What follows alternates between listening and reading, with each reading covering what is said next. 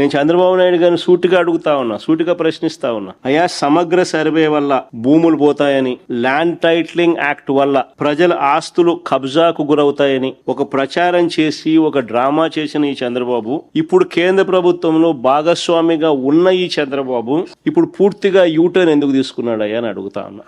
మా ప్రభుత్వ హయాంలో మేము చక్కగా సర్వే చేసినందుకు దేశంలో అన్ని రాష్ట్రాల కల్లా మెరుగ్గా మేము చేశాము అని కేంద్ర ప్రభుత్వం నుంచి 400 కోట్ల రూపాయలు మాకు రాయితీ వస్తే ఆ క్రెడిట్ ను తన ఖాతాలోకి వేసుకోవడానికి పడరాని పాటలు పడతా ఉన్నాడు.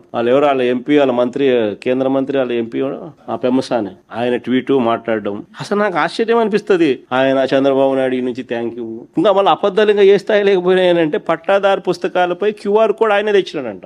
అది ఇంకొక అబద్ధాలు. అసలు నిజంగా ఈ స్థాయి లేక ఒక మనిషి ముఖ్యమంత్రి స్థానంలో ఉంటూ, ఆయన కన్నా నేను కొడుకు వయసులో ఉన్నా, మా ఆయన ఇద్దరు సమకాలికులు, నాతో కూడా కాంపిటీషన్ చేయలేకున్నాడు. మా నాయన కథ దేవుడు ఎరుగు.